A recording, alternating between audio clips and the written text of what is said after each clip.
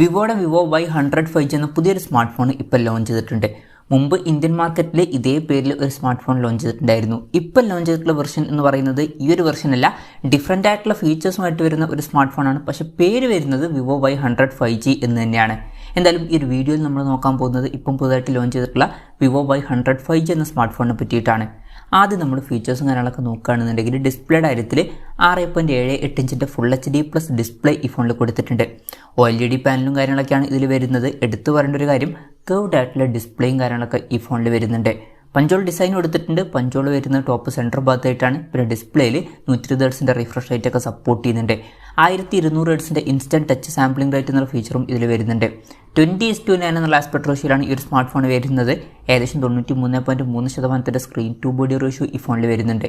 ഈ ഒരു smart phone ഏകദേശം 16,000 രൂപ പ്രൈസ് റേഞ്ചിലാണ് വരുന്നത്. ആ ഒരു പ്രൈസ് റേഞ്ചിൽ ഈ ഫോണിൽ അത്യാവശ്യം മികച്ച ഡിസ്പ്ലേ ഫീച്ചേഴ്സും കാര്യങ്ങളൊക്കെ വരുന്നുണ്ട് എന്ന് പറയാവുന്നതാണ്. എടുത്തു പറയേണ്ട ഒരു കാര്യം, കർവ്ഡ് ആയിട്ടുള്ള ഡിസ്പ്ലേയും കാര്യങ്ങളൊക്കെ വരുന്നുണ്ട്. അപ്പം ഈ ഒരു പ്രൈസ് റേഞ്ചിൽ തന്നെ കർവ്ഡ് ആയിട്ടുള്ള ഡിസ്പ്ലേ ഇതിൽ കൊടുത്തിട്ടുണ്ട്. ബാക്കി ഫീച്ചേഴ്സും അത്യാവശ്യം നല്ല ഫീച്ചേഴ്സ് തന്നെയാണ്. OLED പാനലും 120 ഹെർട്സിൻ്റെ റിഫ്രഷ് റേറ്റും ഒക്കെ ഇതിൽ കൊടുത്തിട്ടുണ്ട്. ആ മികച്ച ഡിസ്പ്ലേ ഫീച്ചേഴ്സ് ഈ ഒരു പ്രൈസ് റേഞ്ചിൽ ഈ ഫോണിൽ വരുന്നുണ്ട് എന്ന് പറയാവുന്നതാണ്. In display finger print sensor ഈ ഫോണിൽ വരുന്നുണ്ട്. ഫോണിൻ്റെ വെയിറ്റ് വരുന്നത് 172 ഗ്രാമാണ്. തിക്നെസ് വരുന്നത് 7.49 mm ആണ്. പിന്നെ ഇതിൽ IP54 റേറ്റിംഗ് സപ്പോർട്ട് ചെയ്യുന്നുണ്ട്. പ്രോസസ്സറിൻ്റെ കാര്യത്തിലോട്ട് വരികയാണെന്നുണ്ടെങ്കിൽ സ്നാപ്ഡ്രാഗൺ 695 എന്നുള്ള പ്രോസസ്സർ ഈ ഫോണിൽ കൊടുത്തിട്ടുണ്ട്. ഈ ഒരു 16,000 രൂപ പ്രൈസ് റേഞ്ചിൽ തരക്കേടില്ലാത്തൊരു പ്രോസസ്സറൊക്കെ തന്നെയാണ് ഈ ഒരു പ്രോസസ്സർ. അത് തരക്കേടില്ലാത്തൊരു പ്രോസസ്സറും ഇതിൽ കൊടുത്തിട്ടുണ്ട്. പിന്നെ 5G സപ്പോർട്ടും കാര്യങ്ങളൊക്കെ വരുന്നുണ്ട്.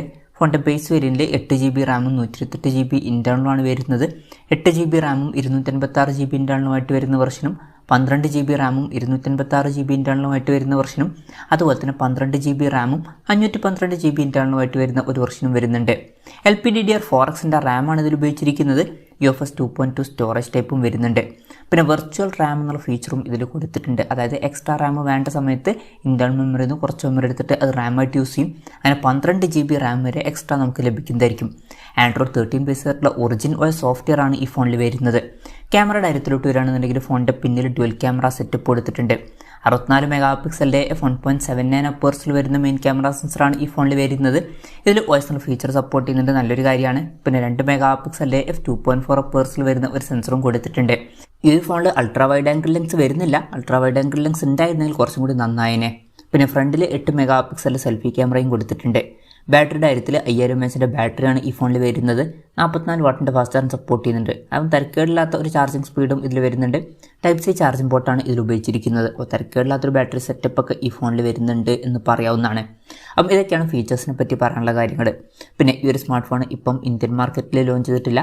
ഇപ്പോൾ ചൈനീസ് മാർക്കറ്റിലാണ് ഈ ഫോൺ ലോഞ്ച് ചെയ്തിരിക്കുന്നത്. ചൈനീസ് മാർക്കറ്റിൽ ഈ ഫോൺ ലോഞ്ച് ചെയ്തിരിക്കുന്നത് 1399 യുവാൻ എന്ന പ്രൈസിങ്ങിലാണ്. അതായത് 16,000 രൂപ പ്രൈസ് റേഞ്ചിൽ. ഈ ഒരു പ്രൈസ് റേഞ്ചിൽ ഈ പറഞ്ഞിട്ടുള്ള ഫീച്ചേഴ്സ് എങ്ങനെയുണ്ടെന്ന് വെച്ചാൽ അത്യാവശ്യം നല്ല ഫീച്ചേഴ്സ് ആണ് എന്ന് പറയാവുന്നതാണ്. ഇപ്പോൾ ഡിസ്പ്ലേയുടെ കാര്യത്തിൽ അത്യാവശ്യം നല്ല ഡിസ്പ്ലേ ഫീച്ചേഴ്സ് വരുന്നുണ്ട്. കർവ്ഡ് ആയിട്ടുള്ള ഡിസ്പ്ലേ ഒക്കെ ഇതിൽ കൊടുത്തിട്ടുണ്ട്. അതുപോലെ തന്നെ OLED പാനലും കാര്യങ്ങളൊക്കെ വരുന്നുണ്ട്. അതുപോലെ തന്നെ തരക്കേടില്ലാത്തൊരു പ്രോസസ്സർ കൊടുത്തിട്ടുണ്ട്. പിന്നെ ക്യാമറയുടെ കാര്യത്തിൽ OSൻ്റെ സപ്പോർട്ടും കാര്യങ്ങളൊക്കെ വരുന്നുണ്ട്. അൾട്രാ വൈഡ് ആംഗിൾ ലെൻസ് വരുന്നില്ല എന്നുള്ളൊരു കാര്യം വരുന്നുണ്ട്. എന്നാലും മെയിൻ ക്യാമറ സെൻസറിൽ OSൻ്റെ സപ്പോർട്ട് വരുന്നുണ്ട്.